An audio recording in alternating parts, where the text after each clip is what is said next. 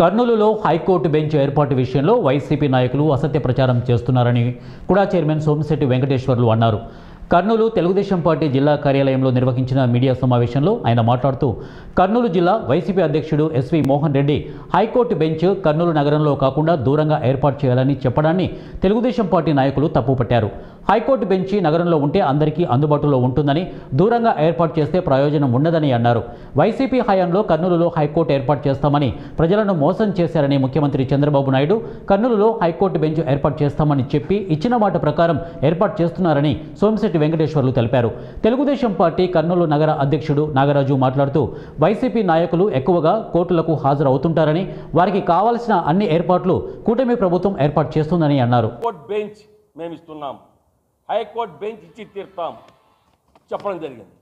మా మంత్రి గారు కూడా హైకోర్టు బెంచ్ మేము ఇస్తాం 100% ఇచ్చి తీరుతామని చెప్పాడు. కానీ ప్రజలు సౌకర్యార్థం ఏముంటుందంటే ఎక్కువ దూరం కాకుండా సెంటర్లో ప్రతి ఒక్కరు కోర్టు అనేది సెంటర్లో ఉండాలి, వాళ్ళకి అన్ని విధాలు అందుబాటులో ఉండాలి. ఈరోజు ఎక్కడో జగన్నాథ గడ్డ దగ్గర దూరం గత ప్రభుత్వం జగన్నాథ గడ్డ మీద ఎవరు పోవాలా కోర్టుకు? ఎవడైనా ఆడవాళ్ళకైనా కేసులు పోయేటప్పుడు లాయర్లు పోయేటప్పుడు ఎవరు తంతే ఎవరు దిక్కు? వైఎస్ఆర్ పార్టీ వాళ్ళు కాపాడతారా? దానికి హేళన కొంతమంది వైఎస్ఆర్ పార్టీ వాళ్ళు. బురద చల్లొద్దండి. మంచి కార్యక్రమం జరిగేటప్పుడు మీరు సపోర్ట్ చేయండి. ఏ క్యాంప్ బీ క్యాంప్ సి క్యాంపులో చూసాం మొన్న నేను పోయి తొందరగా ఒక 20 రోజుల ముందు ఎట్లా పడిపోయినా అన్ని భూస్థాపిపోయినాయి, పడిపోయినాయి అన్నీ. ఎక్కడ చెప్తున్నాను, ఒక సెలెక్షన్ జరిగింది. హైకోర్టు బెంచ్ ఖచ్చితంగా ఇస్తానని ముఖ్యమంత్రి గారు మా మంత్రికి చెప్పడం, మా మంత్రి ప్రపోజల్ పెట్టినాడు ఏమని, ఈ ప్రాంతంలో హైకోర్టు బెంచ్ పెడితే అందరికీ బాగుంటుందని. అక్కడ ఉన్నటువంటి వాళ్ళు ఉద్యోగుల మీద ఆయన ఏదో పెద్ద ప్రేమ ఉన్నట్టు నేను మాట్లాడడం జరిగింది. ఉద్యోగులకు హెచ్ఆర్ఏ ఇస్తారు అంటే అక్కడ వాళ్ళు ఉద్యోగస్తులుగా ఉంటే వాళ్ళకి హెచ్ఆర్ఏ రాదు, ఆ క్వార్టర్స్లో లేకపోతే వాళ్ళకి హెచ్ఆర్ఏ వస్తుంది, వేరే ఇంట్లో బాడేకుండొచ్చు. వాళ్ళ మీద నువ్వు ప్రేమ చూపించాల్సిన అవసరం లేదు. నువ్వు మాట్లాడుతున్న మాటలు వాళ్ళకు తెలుసు, మాకు తెలుసు. తర్వాత ఇంకొకటి, గల్లీలో పెడితే ఎట్లా పోతారో అంటావు. ఏంటంటే గల్లె మెయిన్ రోడ్లు ఈ పక్క గుత్తి రోడ్డు కానీ ఆ పక్క నంద్యాల రోడ్డు కానీ మెయిన్ రోడ్డుకు లింకప్ రోడ్డు చేస్తారు. హైకోర్టు చేస్తున్నారంటే కనీసం 20-25 ఎకరాల్లో కడతారు, బ్రహ్మాండమైన రోడ్లు వేస్తారు. వీళ్ళ బాధ ఏమంటే కోర్టు కేసులు జైల్లోకి పోయేది ఈ పార్టీ నాయకుడు కానీ వీళ్ళు కానీ ఎక్కువ పోతారు. రేపు 100 కార్లతో 200 మందితో వీళ్ళు ఊరేగింపులతో పోతారు కదా. కాబట్టి వాళ్ళు ఆలోచించినారు రేపు మేము కోర్టుకు పోవాలంటే జైల్లోకి పోవాలంటే ఇబ్బంది అవుతుందేమని. మీకు ఆ ఇబ్బంది లేకుండా పెద్ద రోడ్లే ఇస్తాం. మా నాయకుడు కూడా మాట్లాడినాడు, చంద్రబాబు కూడా ఓకే అన్నాడు. కాబట్టి మీకు ఏమంటే ఇబ్బంది పెట్టము. తర్వాత మీరు లీజు విషయంలో 99 సంవత్సరాలు లీజు తీసుకొని కొట్టేస్తారేమో అంటారు. ఎందుకంటే వాళ్ళకి అనుమానం రావడం కరెక్ట్.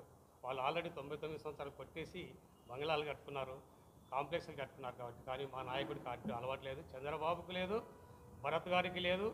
ఎక్కడైనా కానీ మీరు ఆ విధంగా చూపిస్తే మేము ఖచ్చితంగా దాన్ని మాట్లాడతాము. మేము మళ్ళీ రాజకీయాలు మాట్లాడము. మరి మీరు వస్తారా? కాబట్టి మీ అనుమానాలను మేము తీర్చినాము. మేము అక్కడ హైకోర్టు బెంచ్ కడుతున్నాము, అన్ని సదుపాయాలు ఏర్పాటు చేస్తాం.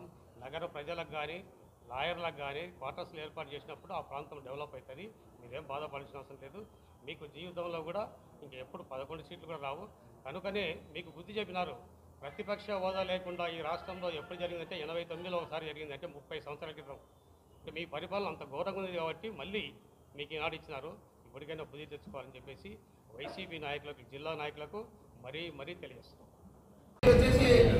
పెద్ద అడావుడి చేస్తున్నారు. ఈరోజు వచ్చేసి హైకోర్టు బెంచ్ పెట్టినారు, ప్రూఫ్ ఏముంది అంటున్నారు. ఇప్పుడు అక్కడ కాల్ చేపిస్తే ఆ ప్లేస్లో వచ్చేసి మొత్తము ఏర్పాటు చేయడానికి మా మినిస్టర్ గారు అయితేనేమి మా స్టేట్ గవర్నమెంట్ ఈ విధంగా తపన పడుతుంది. కాబట్టి ఆ విధంగా వాళ్ళకి వచ్చేసి కాల్ చేయమని చెప్పినారు. కానీ ఈ రోజు పోయి మీరు కాల్ చేయండి వెళ్ళిపోండి అని చెప్పలేదు. వాళ్ళే ఆల్రెడీ రాసి ఇచ్చినారు, మేము కాల్ చేస్తాము, మాకు కొంచెం టైం అయింది, 3 months టైం అయిందని చెప్పి ఈరోజు వాళ్ళకి కాల్ చేయడం జరుగుతుంది. హెచ్ఆర్ఏ పరంగా వాళ్ళు గవర్నమెంట్ ఎంప్లాయీస్ అయినా సరే బయటనే తీసుకొని హెచ్ఆర్ఏ పే చేయొచ్చు. కాబట్టి ఈ రోజు వచ్చేసి టైం అయిపోయిన బిల్డింగ్లో రేపు పొద్దున ఏమన్నా జరిగితే ఎవరికి అబండాలు వేసేది మళ్ళీ నువ్వే అంటావు. నువ్వే మళ్ళీ రేపు ప్రెస్ మీట్ పెట్టి టైం అయిపోయిన బిల్డింగ్ నా విధంగా పెట్టడం వలన ఈ విధంగా జరిగిందని చెప్పి. కాబట్టి మినిస్టర్ గారు వచ్చేసి నగరం యొక్క అభివృద్ధిలో సిటీ స్మార్ట్ సిటీ చేయాలని చెప్పి తపనతో ఉన్నారు. వీళ్ళకి ఏంటంటే అసలు జీర్ణించుకోలేకుంటున్నారు. గతంలో వచ్చేసి ఇద్దరండి. ఫస్ట్ అంతకుముందు టీజీ వెంకటేశ్వర గారు నగరాన్ని అభివృద్ధి చేసింది. ఈ రోజు వచ్చేసి టీటీ భరత్ గారు ప్రతిదీ అంటే ఏదైతే ప్రజలకు 10 మందికి ఏదైతే ఇబ్బంది ఉంటుందో దాన్ని వచ్చేసి కంపల్సరీ దాని మీద కాన్సన్ట్రేషన్ పెట్టి క్లియర్ చేస్తున్నాం. ఈరోజు వచ్చేసి అక్కడ మన సర్కిల్లో మెడికల్ కాలేజ్ ఇక్కడ అది తీయడం కానీ తర్వాత ఇక్కడ